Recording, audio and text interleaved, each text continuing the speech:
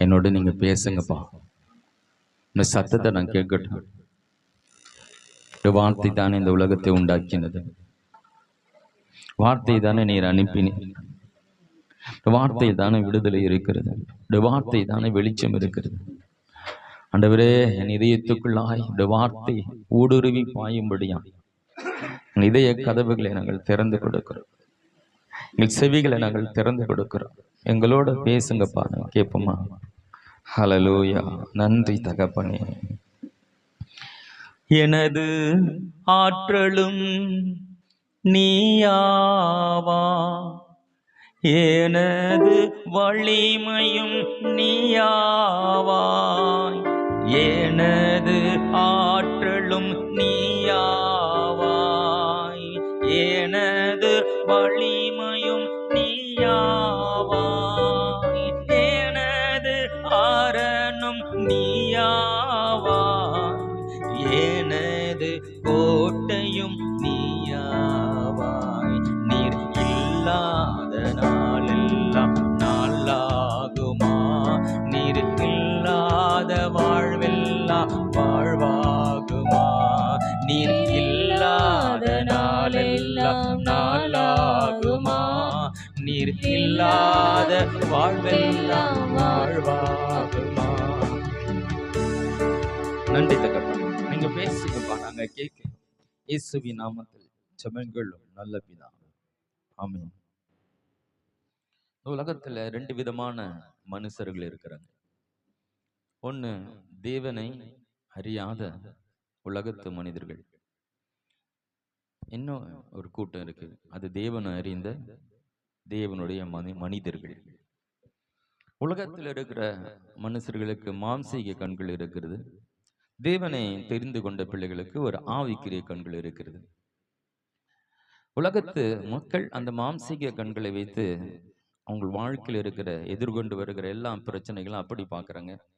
ஆவிக்குரிய பிள்ளைகளாகிய நாம் உலகத்து மனிதர்களைப் போல பிரச்சனை பார்க்காம ஆவிக்குரிய கண்களை வைத்து, அதுல ஆவிக்குரிய கண்கள் என்பது விசுவாச கண்கள். விசுவாச கண்களை கொண்டு ஒரு பிரச்சனையை பார்க்கணும். ஒரு பிரச்சனைய பார்த்த உடனே உலகத்து மனிதன் என்ன செய்யறான்னா, சோர்ந்து போய் மூளையில உட்காந்து அழுகிறான். ஐயோ, நான் என்ன செய்வேன், எனக்கு இப்படி ஆயிடுச்சு, என்ன செய்ய போறேன்னு தெரியலையே.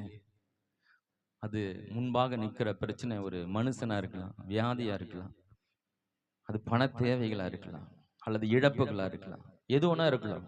அது முன்னாடி வந்து நிற்கும் பொழுது அப்படியே நடுங்கி குழம்பி என்ன பண்றேன்னு தெரியலையேன்னு சொல்லி இந்த உலகத்து மனிதன் என்ன பண்றேன்னா சில தற்கொலைக்கு நேராக கூட போயிடுறாங்க. ஆனால் ஆண்டுடைய பிள்ளைகள், தேவனை அறிந்தவர்கள், அவருடைய கண்களை தேவன் திறந்து இருக்கிறார். அவளுக்குள்ள விசுவாசத்தை வைத்து இருக்கிறார். அந்த விசுவாசத்தை கொண்டு அதை நம்ம பார்க்கணும். இந்த உலகத்துல 3 வித விசுவாச நிலைகளை குறித்து நான் உங்களுக்கு இன்னைக்கு சொல்லிக் கொடுக்க போகிறேன். ஒரு பிரச்சனைய தெய்வ மனிதர்கள் வேதத்துல எந்தெந்த கோணத்துல பார்த்து அதை அவங்க வாழ்க்கையில அதை இந்த பிரச்சனை ஜெயிக்கிறாங்கன்னு உங்களுக்கு காட்ட போகிறேன். நாம் எடுத்து வாசிக்கலாம். தானியேல் புத்தகத்துல 6ஆம் அதிகாரத்துல 3 - 10 வசனங்களை வாசிக்கலாம்.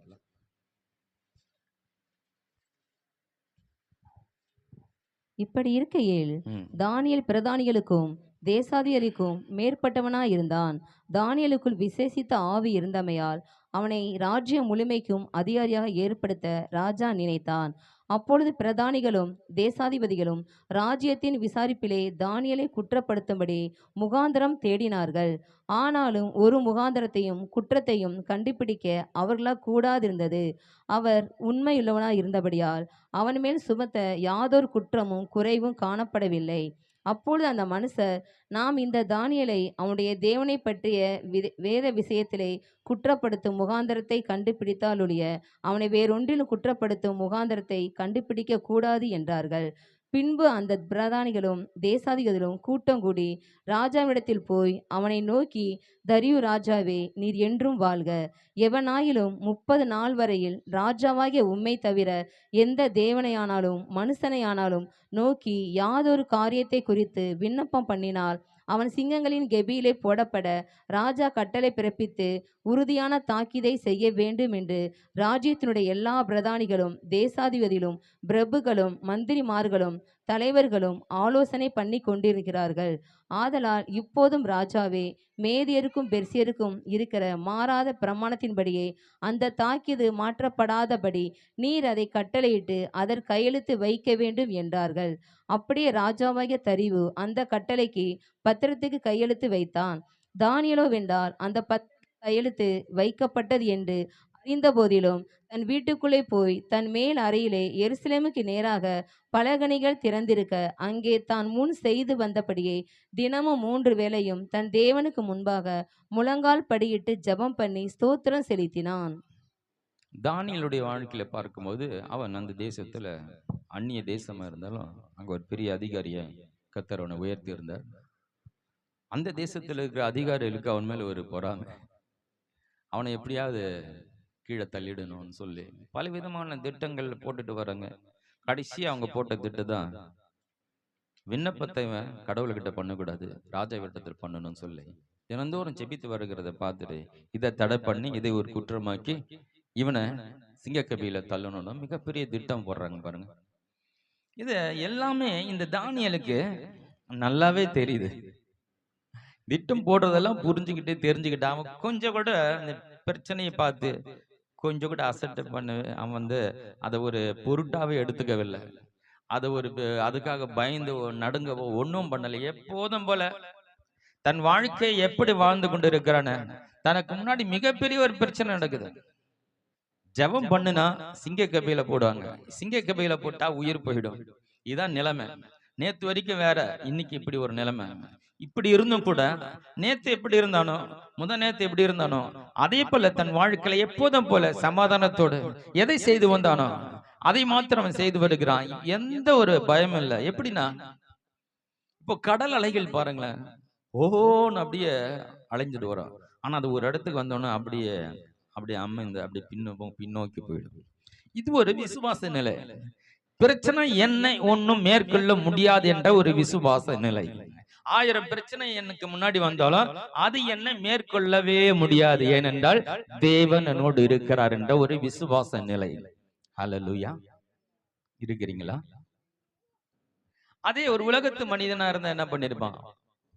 ஏதாவது பண்ணணும், இதை தப்பிக்கிறது என்ன பண்ணலாம், எப்படி செய்யலாம், ஜெபம் பண்றதை நிறுத்தி இருக்கலாம். ஆனால் இவனோ யாருக்கும் எதுக்கும் பயப்படவில்லை. தான் செய்து வந்தபடியே 3 வேளையும் அவன் என்ன செய்கிறான்? ஜெபித்து வருகிறான். தனக்கு எதிரான பல திட்டங்கள், தனக்கு விரோதமான பல மனிதர்கள் கூடுறாங்க, தனக்கு எதிரான சட்டங்கள், தன்னை நேசித்த ராஜா கூட அவர் அறியாமல் அது கையெழுத்து போடுறாரு. இப்படி போட்ட நிலை எல்லாம் புரியுது. கொஞ்சம் கூட சலனப்படவே இல்லை, கொஞ்சம் கூட மூளையில உட்காந்து அழகல, கொஞ்சம் கூட என்ன பண்றதுன்னு யாருக்கிட்ட ஆலோசனை கேட்கல. எப்பொழுதும் போல ரிலாக்ஸா தன் தேவனை அவன் எப்போதும் தொழுது கொள்வது போல எப்போதும் ஒரே நிலையில அவன் இருந்தான். அருமையான தேவனுடைய பிள்ளைகளை, நம்ம வாழ்க்கையில நமக்கு எதிராக ஒரு பிரச்சனை வந்து நிற்கும் போது உடனே என்ன பண்ணுகிறேன்னா, என்ன பண்றதுன்னு தெரியல, அவங்க கிட்ட போய் ஆலோசனை கேட்கிறோம், இவங்க கிட்ட ஒரு ஆலோசனை கேட்கிறோம். அங்க போனா சரியாயிடுமா, இங்க போனா சரியாயிடுமா, இவர்கிட்ட வந்தா அவர் சரி பண்ணுவார். இப்படி பலவிதமான யோசித்து சில நேரத்துல யாரும் நமக்கு இல்லாத போது மூளையில உட்காந்து அழுகிறோம். ஐயோ என்ன பண்ண போறோம் தெரியல, எப்படி இதை நான் ஜெயிக்க போறேன்னு தெரியல, என் கதை முடிஞ்சுதா, அவ்வளவுதானா அப்படின்னு நினைச்சு மூளையில உட்காந்து அழுகிறோம். ஆனால் தேவனுடைய பிள்ளைகளாகிய நீங்கள்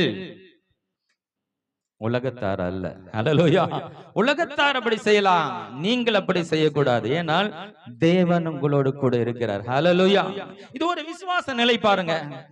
தேவனுடைய அனுமதி இல்லாமல் உன்னை ஒன்றும் மேற்கொள்ள முடியாது.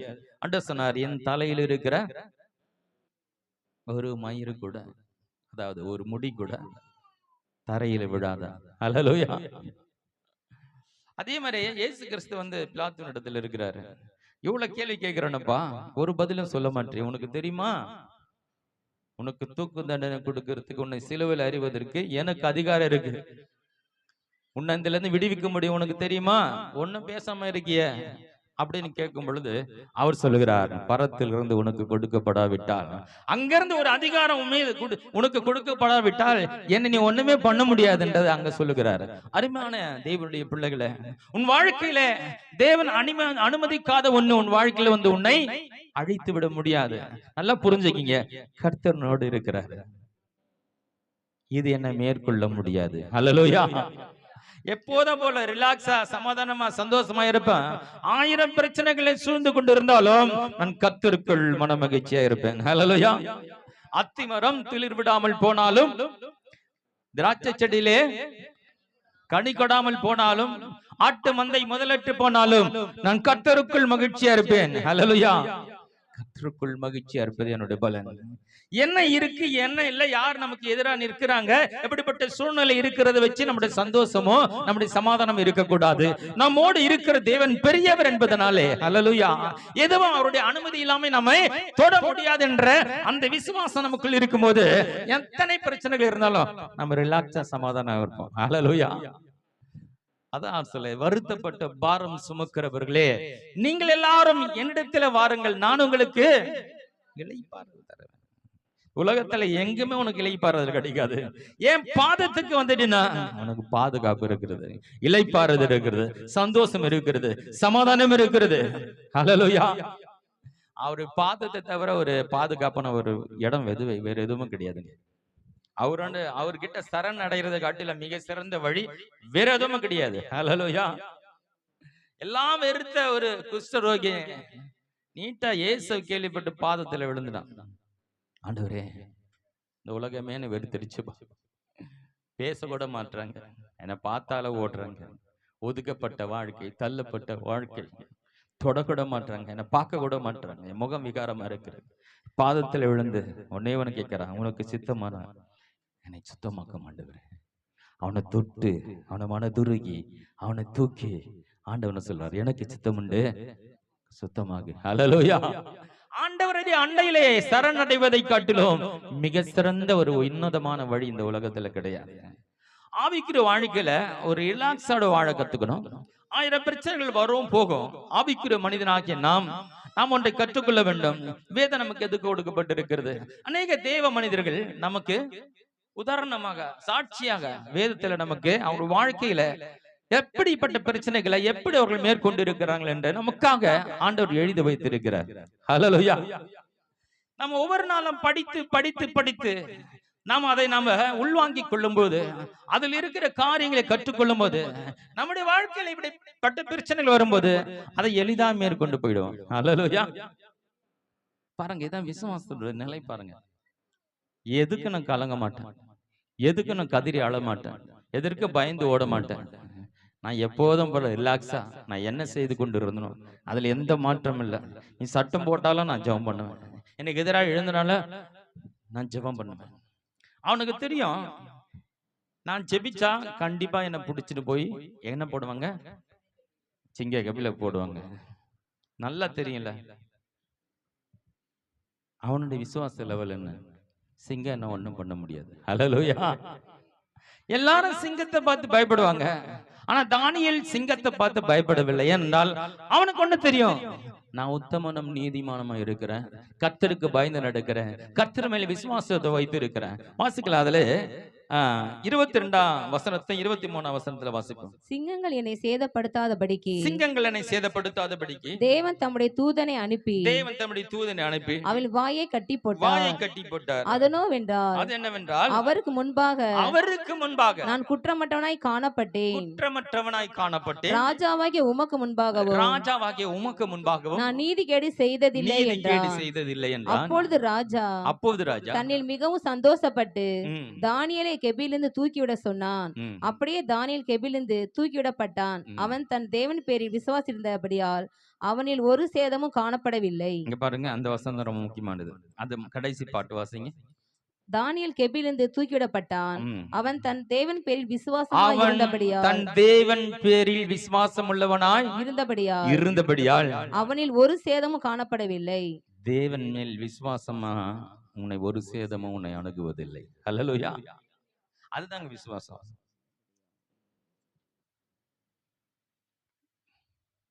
விசுவாசம் என்ன? ஒரு சேதமும் அணுகாது. ஹல்லேலூயா. அப்ப அவனுக்கு முன்னாடியே தெரியுது, முடிவு தெரியுது. இந்த அலைகள் ஓஹோன்னு கத்துற மாதிரி தான் இருக்குது. ஆனா அந்த கடல் அலையை பத்தி எனக்கு தெரியும். ஏன்னா அது ஒரு எல்லையை தாண்டாது. ஆனா அங்க பக்கத்துல போய் நின்னா நம்மள இழுத்துட்டு போற மாதிரி இருக்கும். கடலுடைய அலைகள் பக்கத்துல நின்னா நம்மள இழுத்துட்டு கூட போயிடும். ஆனா அது ஒரு எல்லையை தாண்டாது. ஒரு எல்லை வரைக்கும் வந்து அப்படியே ஓஹோன்னு வரும். அப்படி புஷ்ஷுன்னு அமுங்கும். அப்படி பின்னோக்கி போயிடும். அப்படிதான் ஒரு மனிதனுடைய வாழ்க்கையில வருகிற பிரச்சனைகள், அவன் தேவன் மேல் விசுவாசம் வைத்து ரிலாக்ஸா என்ன வந்தாலும் என்ன ஒண்ணும் பண்ண முடியாது வாழும் பொழுது என்ன நடக்குதுன்னா, வந்த வண்ணம் பிரச்சனை ஒண்ணுமே அசைக்க முடியாம பல பேர் போடுறாங்க திட்டம், பல பேர் திட்டம் பண்றாங்க, பல பிரச்சனைகள். ஒரு பக்கம் சிங்கம், ஒரு பக்கம் ராஜா, ஒரு பக்கம் அதிகாரிகள், இவ்வளவு பேர் சேர்ந்து அவருக்கு எதிரான காரியங்களே நடப்பித்தாலும் ஒரே ஒரு தேவன் மேல் அவன் வைத்த விசுவாசம் அவனை அசைக்க முடியவில்லை. ஹல்லேலூயா. சில வசனத்தை வாசிக்கோமா? ஏசாயா புத்தகத்திலே 54ஆம் அதிகாரம் 17வது வசனத்தை வாசிப்போமா? உனக்கு விரோதமாய் உருவாக்கப்படும் உனக்கு விரோதமாய் உருவாக்கப்படும் எந்த ஆயுதமும் வாய்க்காதே போகும். எந்த ஆயுதமும் வாய்க்காதே போகும். உனக்கு விரோதமா எது வந்து நின்னாலும் அது வேலை செய்யாது. ஹல்லேலூயா. சொல்லுங்க, அதை வாசிங்க கடைசில. உனக்கு விரோதமாய் உருவாக்கப்படும் எந்த ஆயுதம் வாய்க்காதே போகும். உனக்கு விரோதமாய் நியாயத்தில் எழும்பும் எந்த நாவையும் நீ குற்றப்படுத்துவாய். இது கர்த்தருடைய ஊழியக்காரரின் சுதந்திரம். ஹல்லேலூயா. கர்த்தரை நம்பி வாழுகிற உங்களுடைய சுதந்திரம் என்னவென்றால், 1000 பிரச்சனைகளை உனக்கு நேராய் வந்தாலும் அது உன்னை அணுகாது. ஹல்லேலூயா. அது உன்னை மேற்கொள்ளாது. பாருங்க, இதெல்லாம் நமக்கு புரிஞ்சுட்டா பிரச்சனை பார்த்து பிரச்சனையா போ, இது ஒண்ணு என்ன பண்ண போறது இல்ல, அதை பத்தி ஒரு துளியும் கவலை வர போறது. எப்பொழுதும் போல நான் ரிலாக்ஸா என் வாழ்க்கை அப்படியே வாழ்ந்துட்டு போவேன்.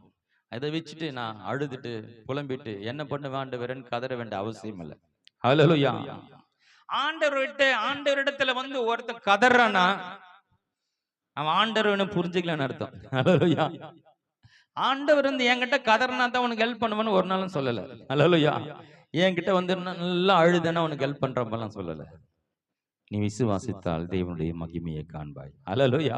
நீ விசுவாசித்தால் தேவனுடைய மகிமையை காண்பாய். நீ விசுவாசித்தால் தேவனுடைய மகிமையை காண்பாய். ஆண்டவர் ஒவ்வொரு அற்புதத்தை செய்யும் போது அவர்களை பார்த்து சொல்லுகிற வார்த்தை தான், உன் விசுவாசத்தின்படி உனக்கு ஆக கடவுது. ஹல்லேலூயா.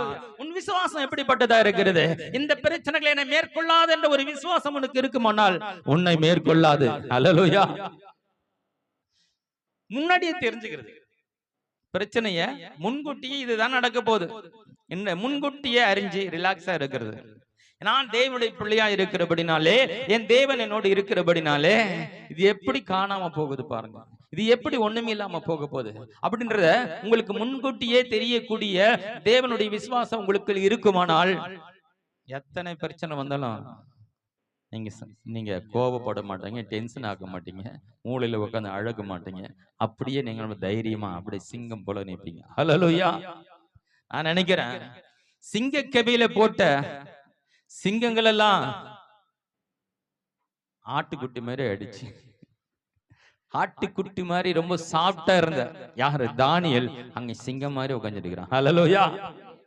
அங்க சிங்கம் மாதிரி உட்கார்ந்துட்டு இருக்கா. பயந்து போய் அந்த சிங்கங்கள் எல்லாம் ஒரு ஆட்டுக்குட்டிகளை போல அமர்ந்து கொண்டு இருக்கிறது. ஹல்லேலூயா. நீ தேவன் மேல் விசுவாசம் உள்ளவனா இருந்தா நீதாங்க சிங்கம். ஹல்லேலூயா. நீதான் சிங்கம். மற்ற உன்னை கடித்து குதறணும்னு நினைத்து கொண்டிருந்த எல்லா சிங்கங்களும் வாயும் அடைக்கப்படும். ஹல்லேலூயா. முன்கூட்டியே உங்கள் விசுவாச கண்களை கொண்டு இந்த பிரச்சனை இப்படிதான் முடிய போகுது என்ற அறிவு தெளிவு உங்களுக்கு இருக்குமானால், முன்கூட்டியே அதை அறிந்து கொள்ள உங்களுக்கு ஞானம் இருக்குமானால், எந்த பிரச்சனை பார்த்து நீங்க கவலைப்பட மாட்டீங்க, ரிலாக்ஸா அமர்ந்திருப்பீங்க. அப்படிதான் இருக்கிறார். இன்னொரு 2 வசனத்தை வாசிக்கலாம். எரேமியா புத்தகத்துல 1ஆம் அதிகாரம் 19வது வசனத்தை வாசிப்போம். அவர்கள் உனக்கு விரோதமாய் யுத்தம் பண்ணுவார்கள், ஆனாலும் உன்னை மேற்கொள்ள மாட்டார்கள். ஆனாலும் உன்னை மேற்கொள்ள மாட்டாங்க. ஹல்லேலூயா. இதெல்லாம் அப்படியே புடிச்சுக்கிட்டு இது எனக்கு சொந்தமா எடுத்துக்கணும். இப்படிப்பட்ட நிலையில இருக்கிற எனக்கு இந்த வாசனம் எனக்கு தான் உனக்கு வறுமையானால் இது எனக்காக தான் பேசப்படுகிற வசனம் என்று நீ உணர்ந்து கொண்டால் கெட்டியா பிடிச்சுக்கணும். ஹல்லேலூயா. வசனத்தை சொல்லி சொல்லி அறிக்கை செய்து வாழ்க்கையில் அதை இங்கே காணணும், அதை அடையணும். இன்னொரு வசனம் சங்கீதம் 18ஆம் அதிகாரம் 29வது வசனம் வாசிக்கலாமா? உம்மாலே நான் ஒரு சேனைக்குள் பாய்ந்து போவேன், என் தேவனாலே ஒரு மதிலை தாண்டுவேன்.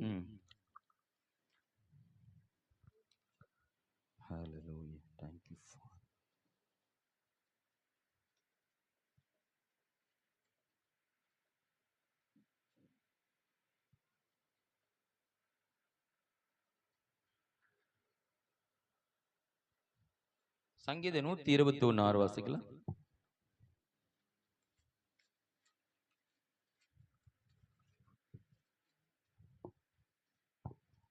பகலில் வெயிலாகிலும் இரவிலே நிலவாகிலும் பகலிலே வெயிலாகிலும் இரவிலே நிலவாகிலும் உன்னை சேதப்படுத்துவதில்லை, உன்னை சேதப்படுத்துவதில்லை. ஹல்லேலூயா.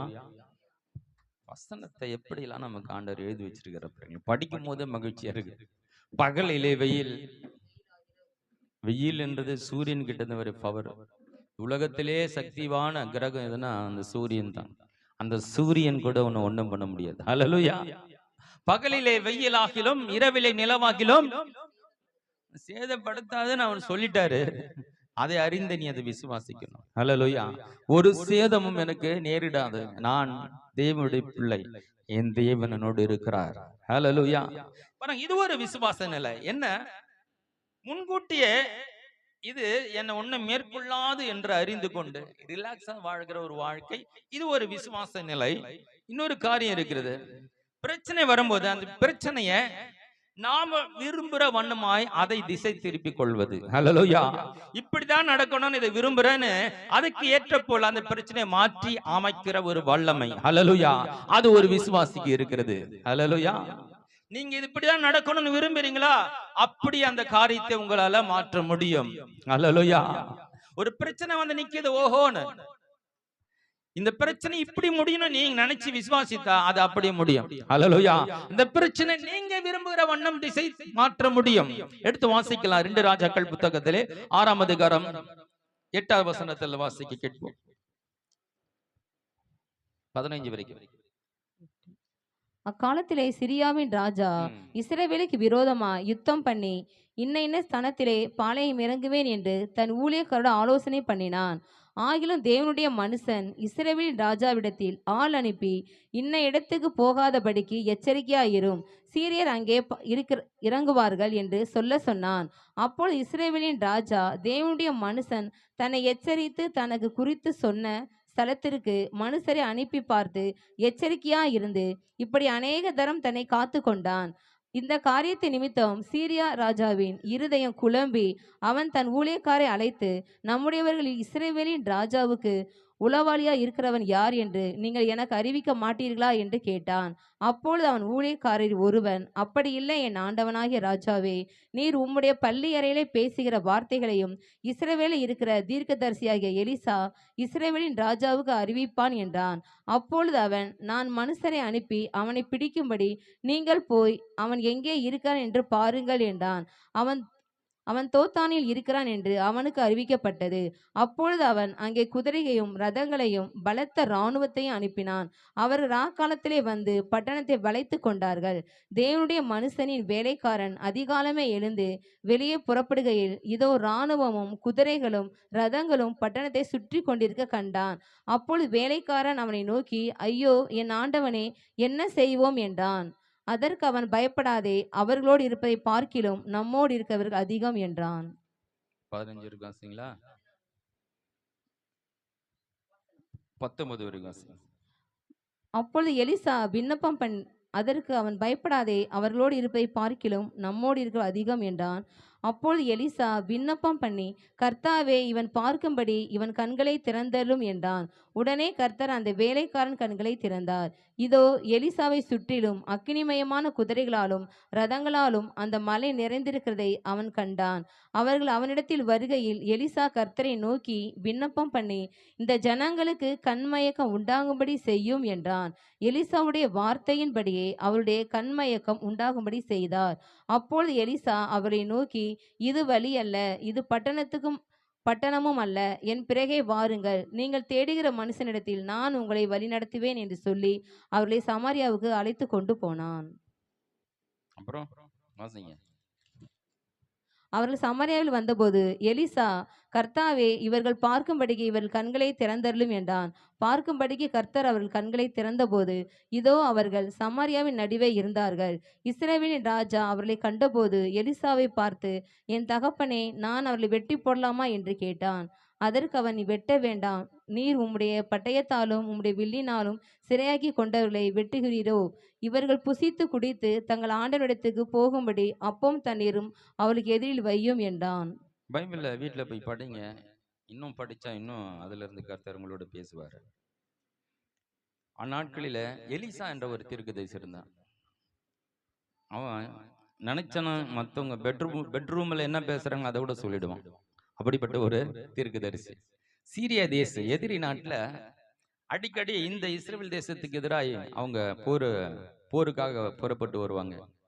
அவன் வரும்போதெல்லாம் இவன் தான் சொல்வான், இவங்க ராஜா கிட்ட சொல்லி, இந்த பக்கம் வராங்க, நீ எச்சரிக்கையாருன்னு சொல்லி அவங்களால ஜெயிக்க முடியாம போயிடும்.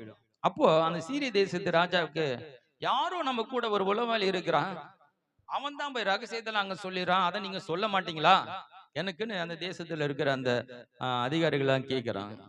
அந்த அதிகாரி சொல்றாங்க, ராஜா, உங்களுக்கு விஷயம் தெரியாது, அங்க ஒருத்தன் எலிசான்னு ஒரு தீர்க்கதரிசி இருக்கிறான், எல்லா கதையும் அங்க சொல்லிடுவான், அவனால தான் அவனை ஒன்றும் பண்ண முடியல. உடனே ராஜாக்கு கோபம் வருது. உடனே போய் அந்த எலிசா தீர்க்கதரிசியை பிடிச்சிடுவாங்க. அவன் எங்க இருக்கிறான்? அவன் தோத்தானையில இருக்கிறான். ஒரு ராணுவத்தை அனுப்புறான். ராணுவம் அந்த மலையை சுற்றி அப்படியே முற்றுகை போட்டது. காலையில் எழுந்து பார்த்து அவனுடைய உடன் வேலையாளர் கேயாசி அசிஸ்டன்ட் எழுந்து பார்த்தா அப்படியே ராணுவம் நிக்குது சுத்தி. ஒரே பயம் அவனுக்கு. அவன் போய் எலிசா தீர்க்கதரிசிட்ட சொல்றான், ஆண்டவனே, என்ன பண்ணுவோம், நம்ம எல்லாம் சூழ்ந்து ராணுவம் இருக்கிறது. அவன் சொல்றான், அங்க பாருனாரு. அங்க பார்த்தா ஒண்ணும் இல்லை, நீ கீழே பார்த்துனுக்கிறப்பா, அங்க பாரு. என்ன ஆண்டவரே? அங்க பாரு ஆண்டவரே, இந்த கண்களை திறங்கன்னு அங்க அக்கினி ரதமா இருக்கிறது. அவர்களோடு இருக்கிறவர்களை காட்டிலும் நம்மோடு இருக்கிறவர்கள் அதிகம். அவங்ககிட்ட சாதாரண ரதம், நம்ம கிட்ட அக்கினி ரதங்களா இருக்கிற தேவ தூதர்கள் இருக்கிறாங்க. பாருங்க, இதுதான் ஆவிக்குரிய கண்கள் திறக்கப்பட்ட நிலை. தேவன் எனக்காய் என்ன வைத்திருக்கிறான்னு பார்க்கணும். எதிரி கையில் என்ன இருக்கு பாக்குறதுல, சூழ்நிலை எப்படி இருக்குன்னு பாக்குறதுல, தேவன் எங்க இருக்கிறார், எப்படி இருக்கிறார், எனக்காய் என்ன வைத்திருக்கிற பார்வை நமக்கு இருக்குமானால் இது ஒரு பெரிய பிரச்சனை எலிசா பாத்துக்கவில்லை. ஆனா கேயாசிக்கு பெரிய பிரச்சனையா இருக்குது. ஏன்னா அவன் மாம்சீக கண்களை கொண்டு, அவிசுவாச கண்களை கொண்டு தனக்கு எதிராக இருக்கிற சூழ்நிலை பார்த்து பயந்து நடுங்கி புலம்புகிறான். ஆனால் எலிசாவோ அதை பத்தி பார்க்கவே இல்லை. எவ்வளவு பேர் வந்திருக்கிறாங்கோ அதெல்லாம் பார்க்கல. ஆனா என்கிட்ட ஒரு கூட்டம் இருக்கு, என்கிட்ட ஒரு ராணுவம் இருக்கு, அது அக்னி ரதமான ஒரு ராணுவன்னு அவன் கண்களை திறந்த போது அவன் பார்க்கிறான். இப்போ எலிசா என்ன பண்றாரு, அவனுக்கு கண் மயக்கம் உண்டாக்க முடிய ஒரு ஜெபத்தை பண்ணி அவங்கள கூப்பிட்டுன்னு போய் பட்டணத்துக்கு நடுவீதியில வச்சு அந்த ராஜா கிட்ட விட்டுட்டு நல்லா விருந்து வச்சு அனுப்புறாரு. அல்லேலூயா. நல்லா கவனிங்க, இது எவ்வளவு பெரிய பிரச்சனை. ஆனா மிக அசால்ட்டா, மிக சாதாரணமா, அழகா அவங்களே கொண்டு போய் ஒரு இடத்துல நிக்க வச்சு சாப்பாடு போட்டு சந்தோஷமா அனுப்பிச்சிடுறாரு. அவ்வளவு இருக்கீங்களா? நீங்க பிரச்சனைய எப்படி முடிக்கணும்னு நினைக்கிறீங்க? உங்களால அப்படி முடிக்க முடியும். அல்லேலூயா. நீங்க ஜெபம் பண்ணாத கேட்க ஆண்டவர் ஆயத்தமா இருக்கிறாரு. நீங்க பிரச்சனை மாற்றி அமைக்க முடியும். இவர்களை கொல்லக்கூடாது. கண் மயக்கத்தை உண்டாக்கி, வாப்பா நீங்க தேடி வந்த மனுஷனை நான் காட்டுறேன்னு சொல்லி யாரை தேடி வந்தாங்களோ அவரே என்ன பண்றாரு, அவங்கள ஒரு கூட்டினே போறாரு. அவங்கள எங்க போறோம்னு தெரியல. அப்படி ஒரு கண் மயக்கம் உண்டாகிறது. ஹல்லேலூயா. நீங்க நினைச்சா எதிரிகளுடைய கண்களை மயங்க பண்ணலாம். ஹல்லேலூயா. நீங்க நினைச்ச எதிரிக்கு உன்னை தெரியாதபடிக்கு, அடையாளம் தெரியாதபடிக்கு, உன்னை கூடாதபடிக்கு அவர்களுடைய கண்களை மயக்கம் உள்ளவர்களாய் மாற்ற முடியும். இவன் இப்படிதான் முடியும்னு நினைச்சு அப்படி அந்த பிரச்சனை திருப்புகிறான். அருமையான தேவனுடைய பிள்ளைகளை, நம்முடைய வாழ்க்கையில கூட ஒண்ணு பிரச்சனை நம்ம மேற்கொள்ளாதுன்னு நினைக்கும் போது அதை பத்தி கவலைப்படாம எப்போது போல ஆண்டவரை துதித்து செபிச்சு அவரிடத்துல எப்போதும் சமாதானம் இருக்கிறது போல தன்னுடைய வேலையை தொடர்ந்து செய்கிற ஒரு விசுவாச நிலை. இன்னொரு விசுவாச நிலை, இந்த பிரச்சனையை புரிஞ்சுக்கிட்டு இந்த பிரச்சனைய எப்படி முடியணும்னு நான் நினைக்கிறேனோ அப்படி அந்த பிரச்சனையை மாத்துறது இன்னொரு விசுவாச நிலை. ஹல்லேலூயா. பிரச்சனைக்கு முடிவை நீங்களே ஏற்படுத்துறது. மலையை பார்த்து பெயர்ந்து கடலிலே தள்ளுண்டு போ என்று நீ சொன்னால் நீ சொல்லுகிறபடி ஆகும். மலையை பார்த்து ஓன்னு அழுகிறது இல்ல, நான் என்ன பண்ணுவேன், இந்த மலையை எப்படி தாண்ட போறேன்னு தெரியல, எவ்வளோ பெரிய செங்குத்தான மலை இருக்கிறது, இது தாண்டுனா தானே எல்லாமே இருக்கு, இது தாண்டுதானே ஊருக்குள்ள போக முடியும், குறுக்காக இவ்வளவு பெரிய மலை இருக்கிறதேன்னு சொல்லு அந்த மலையை பார்த்து பார்த்து கதறி அழுது ஒன்னும் நடக்காது. ஒரு இம்மி அளவு கூட அந்த மலை நகராது. இந்த மலை இங்க இருக்கக்கூடாது, இது எனக்கு தடையா இருக்கக்கூடாது என்று நீ நினைத்தால் ஆண்டவர் சொல்லுகிறார், இந்த மலையை பார்த்து பெயர்ந்து கடலிலே தள்ளுண்டு போ என்று நீ சொன்னால் நீ சொல்லுகிறபடியே ஆகும். பாருங்க, அந்த எலிசாக்கு நல்லா தெரியுது, எத்தனை ராணுவனா கொண்டு வாங்க, யாரவனா கொண்டு வாங்க, உங்களை எப்படி மாத்தணும், எப்படி உங்களை நடத்தணும்னு ஒரு ஜனப்பூதல அவர் யோசித்து உங்களை கண் மழக்கத்தை உண்டாக்கி உங்களை கொண்டு போய் நல்ல விருந்து குத்து சந்தோஷமா அனுப்பிச்சிட்டார். ஹல்லேலூயா. எதிரியாய் வந்தவன் சமாதானமாய் போகிறான். ஹல்லேலூயா. எலிசாவை பிடிக்க வந்தவன் சந்தோஷமா விட்டுட்டு போயினே இருக்கிறான். நம்முடைய வாழ்க்கையில நமக்கு எதிராய் வருகிற காரியங்களை முடிவுகளை நாம் தீர்மானம் பண்ணுவோம். ஹல்லேலூயா. எப்படி தீர்மானம் பண்றது? கர்த்தருடைய வசனத்தின் அறிவு நமக்கு இருக்கும் பொழுது, இந்த வசனம் எப்படி சொல்லுகிறதே, வசனம் இப்படி சொல்லுகிறதே, அது எனக்காக தான் சொல்லப்பட்டு இருக்கிறது, இது எனக்காக தான் எழுதப்பட்டு இருக்கிறது என்று நீ உணர்ந்து கொண்டால், அறிந்து கொண்டா, அந்த வசனத்தின் அடிப்படையில நாம் நம்முடைய வாழ்க்கையில எதிராய் வருகிற பிரச்சனைகளை நாம் விரும்புகிற வண்ணமாய் மாற்ற முடியும். ஹல்லேலூயா. பாருங்க, கொஞ்சம் யோசித்து பாருங்க, நம்முடைய விசுவாச லெவல் இந்த அளவுக்கு வந்துடுச்சுன்னா ஒண்ணு ரிலாக்ஸா இருந்துருவோம், என்ன வந்தாலும் நமக்கு ஒண்ணு பண்ண முடியும், இன்னொன்னு இது இப்படி இந்த பிரச்சனையா, இது இப்படி முடிக்கிறேன், ஹல்லேலூயா, இது இப்படிதான் முடியும், இப்படிதான் நான் முடிக்கிறேன், இப்படி இயேசுவின் நாமத்தில் நடப்பதாக, ஹல்லேலூயா, வந்தவனமாய் திரும்பி போவானாக, நீங்க சொன்னா நடக்குங்க, ஹல்லேலூயா, நான் சொல்லல, இயேசு சொல்லி இருக்கிறார், ஹல்லேலூயா. எப்படிப்பட்ட பிரச்சனை உனக்கு முன்பாக இருந்தாலும் கர்த்தராக இயேசு கிறிஸ்துவை விசுவாசிக்கிறது உண்மையானால், அந்த பிரச்சனை இப்படிதான் முடியும் நீ நினைச்சால், நீ அதை விசுவாசித்து சொன்னால் நீ சொல்லுகிறபடியாக. ஹல்லேலூயா. இன்னொரு விசுவாச நிலை ஒண்ணு இருக்கிறது, அது பிரச்சனை நேருக்கு நேராய் சந்திக்கிறது. ஹல்லேலூயா. ஒண்ணு பிரச்சனை என்ன மேற்கொள்ளாது என்ற ஒரு நிலையில ரிலாக்ஸா இருக்கிறது, அந்த முடிவை தெரிஞ்சுக்கிறது முன்கூடிய, இது என்ன மேற்கொள்ளாது, என ஒண்ணுமே பண்ண முடியாதுன்னு சொல்லி அதை புரிஞ்சுக்கிட்டு எவ்வளவு பிரச்சனை வந்தாலும் எப்போதும் போல ரிலாக்ஸா இருக்கிற ஒரு விசுவாச நிலை. இன்னொரு விசுவாச நிலை என்பது அந்த பிரச்சனையை நாம் விரும்புகிற வண்ணமாய் நாம் என்ன நடக்கணும்னு விசுவாசிக்கிறோமோ அது அந்த பிரச்சனை அதன்படி நடக்க வைப்பது.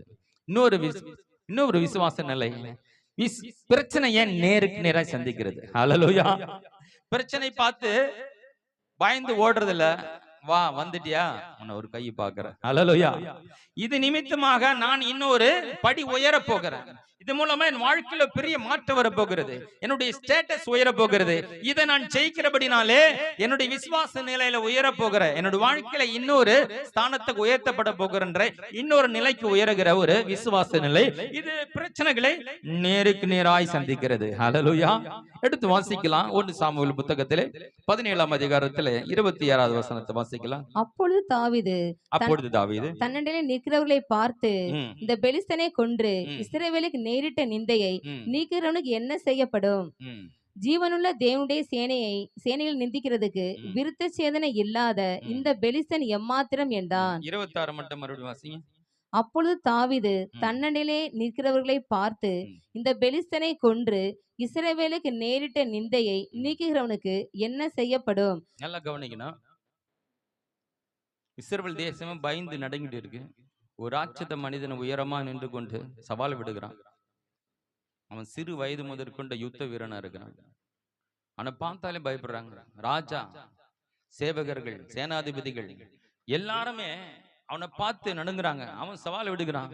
உங்கள் தேசத்திலிருந்து ஒருத்த வந்து என்கிட்ட சண்டை போடும். ஜெயிச்சா நாங்கெல்லாம் உங்களுக்கு அடிமை. நான் ஜெயிச்சா நீங்களும் அடிமை. இப்படி 40 நாள் தொடர்ந்து செய்கிறான். எதாச்சியா அந்த தாவீது என்கிற 17 வயது சிறு பழைய அண்ணன்களுக்கு சாப்பாடு கொடுக்க இந்த ராணுவத்தில் இருக்கிற அண்ணன்களுக்கு அங்க போறான். அங்க போய் இதை பாக்குறான். இந்த ஒரு பெலிஸ்தீன் வந்து இப்படி அவன் சவால் விட்டுக்கிட்டு இருக்கிறத பார்த்துட்டு அவனுக்கு எல்லாரும் பயந்து நடுங்குற இந்த பெலிஸ்தீனை பார்த்து இவனுக்கு கொஞ்சம் கூட பயம் இல்லை. இவன் ராணுவ வீரனும் கிடையாது. ஆடு மேய்க்கிற ஒரு சாதாரண சின்ன பையன். இந்த பிரச்சனை அவன் பிரச்சனாவே எடுத்துக்கல. பிரச்சனை இவனுக்கு தெரியல.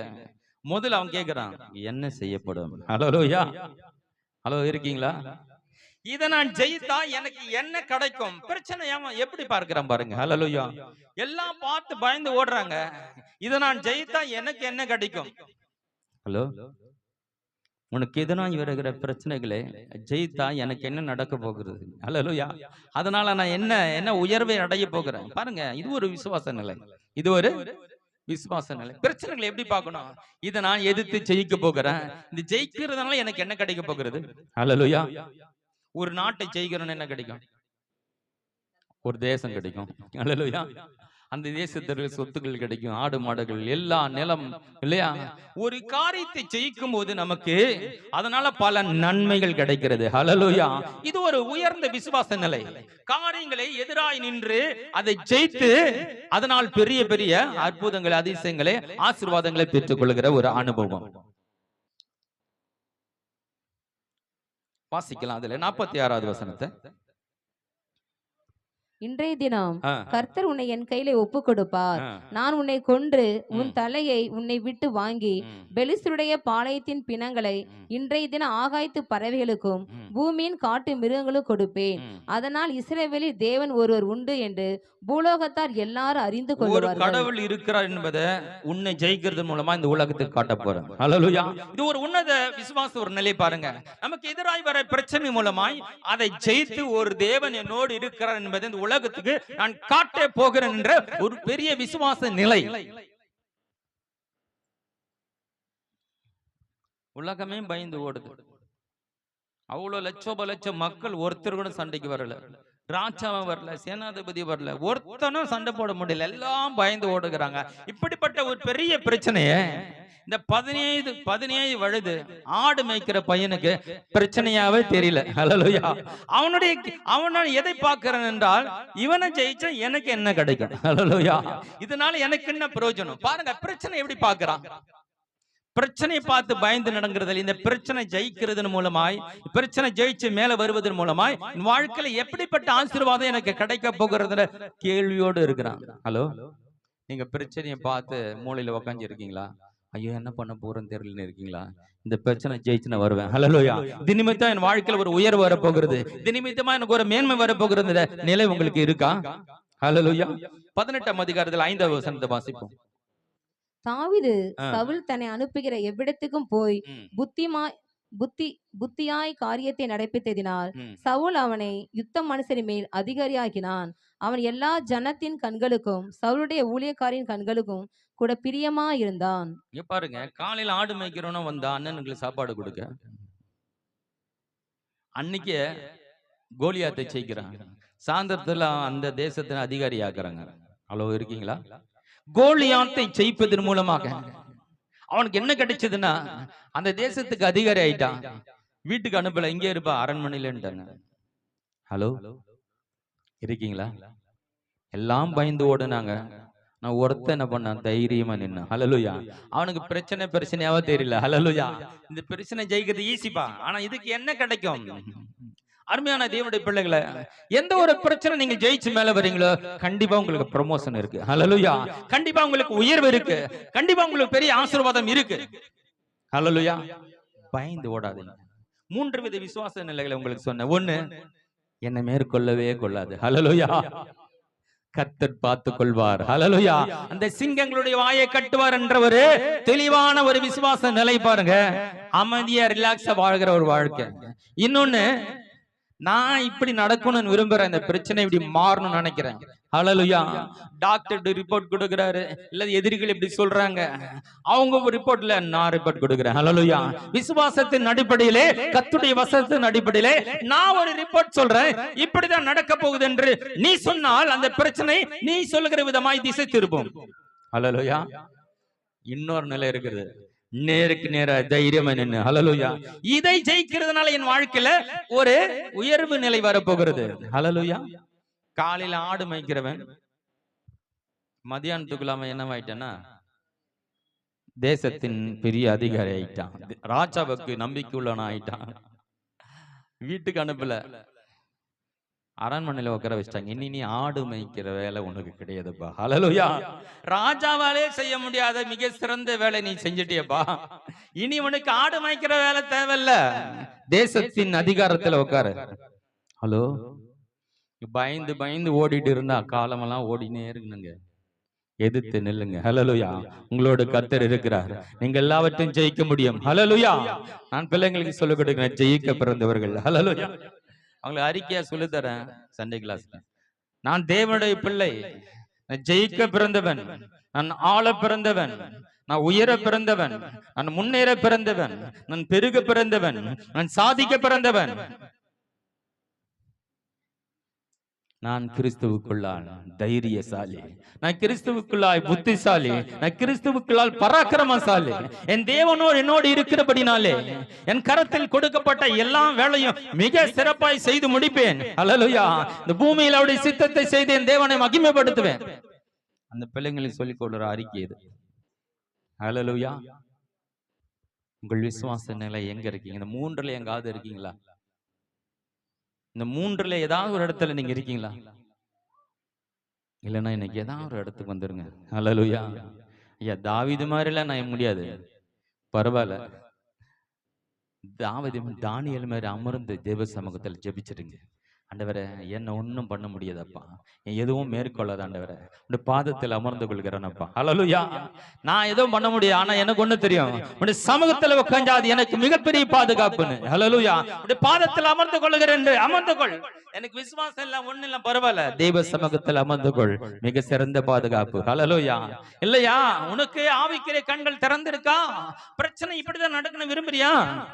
நீ அதன்படியாக பிரச்சனையை மாத்திக்கொள்ள முடியும். ஹalleluya. இன்னொன்னு, தைரியமா நிக்கிறது. ஹalleluya. இதை ஜெயிச்சு நான் மேல வருவேன். ஹalleluya. இந்த வெற்றி என்னுடைய வாழ்க்கையில மிகப்பெரிய உயர்வை கொண்டு வரும், ஒரு மேன்மையை கொண்டு வரும், என்னுடைய ஸ்தானத்தை உயர்த்தும், என்னுடைய அந்தஸ்தை உயர்த்தும். அது தெரிஞ்சுதா எது வந்தாலும் ரெடியா இருப்பீங்க ஜெயிக்கிறதுக்கு. ஹalleluya. எபிரேயர் புத்தகத்துல 12ஆம் அதிகாரம் 2ஆம் வசனத்தை வாசிப்போம்.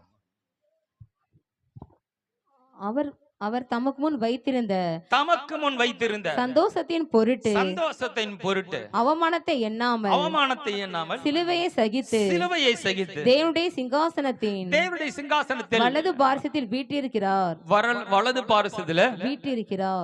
தமக்கு முன்பாக வைத்திருந்த சந்தோஷத்தின் பொருட்டு சிலுவைக்கு தைரியமா போனாரா? ஹalleluya. சிலுவை கஷ்டம் தான், பாடுதான், அவமானத்தான், நிந்தை தான், எல்லாரும் என்ன கேவலப்படுத்துவாங்க தான், எல்லாருடைய பாவத்தை சுமக்கும் போது தேவன் கைவிடப்படுவார், தேவன் நம்மளை கைவிட்டுருவாரு, அந்த நிலையை அவரால் சகிக்க முடியாது தான். ஆனாலும் அதுக்கு பின்னாடி ஒண்ணு இருக்கிறது, நான் சிங்காசனத்தில் அமர போகிறேன். ஹalleluya.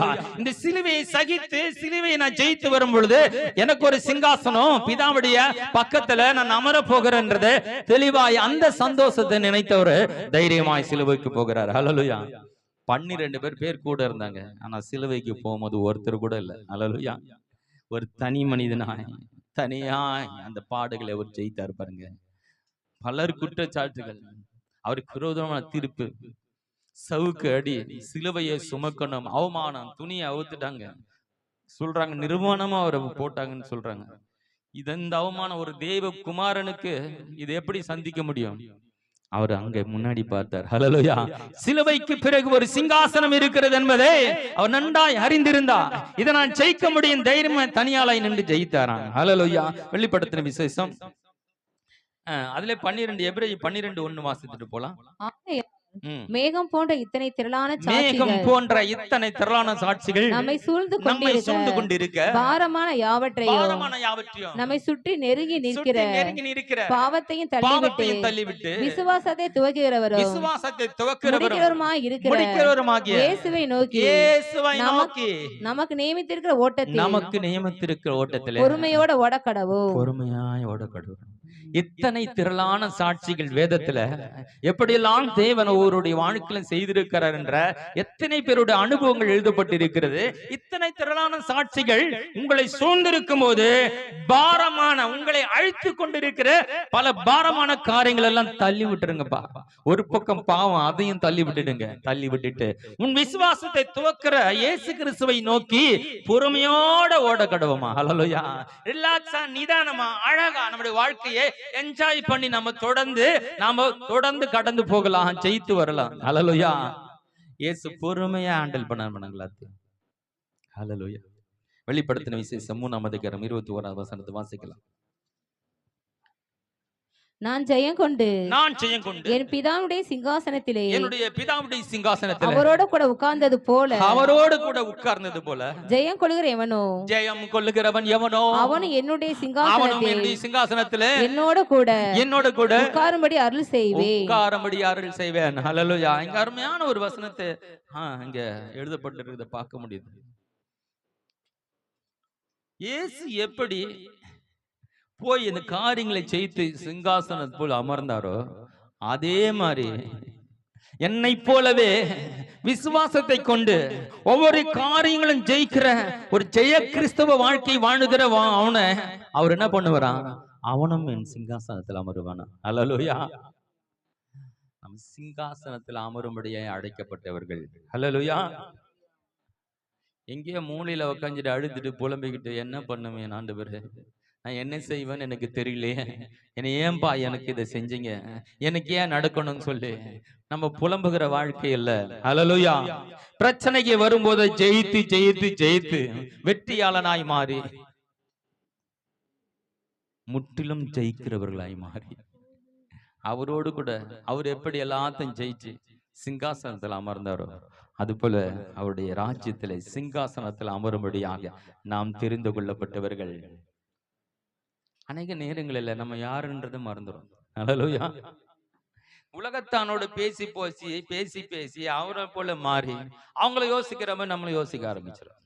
கொஞ்சமாவது வேதத்தை வாசித்து கொஞ்சமாவது தெய்வ சமூகத்துல உட்காந்து கொஞ்சம் வசனத்தை கேட்கும் போதுதான் நம்ம யாருன்னு கொஞ்சம் நம்ம அவங்க கிடையாது, நம்ம விசேஷமா அழைக்கப்பட்டிருக்கிறோம். நமக்கு ஒரு தேவன் இருக்கிறாரு, ஒரு அற்புதமான தேவன். செங்கடலை இரண்டாய் பிளந்தவர். ஹல்லேலூயா. வானத்திலிருந்து மன்னாவை இறக்கி தந்த மகா பெரிய தேவன் 40 வருடங்கள் 3 வேளை கஷ்டப்படாத சாப்பாடு போட்டார் பாருங்க. 40 லட்சம் ஜனங்களுக்கு. யாரா இன்றைக்கு இருக்கிற அரசாங்கம் கூட போட முடியுதுங்க. என் தேவன் 40 வருடங்கள் 3 வேளை சாப்பாடு இஸ்ரவேல் ஜனங்களுக்கு போட்டார். ஹல்லேலூயா. ரொம்ப அருமையான உணவம் பாருங்க.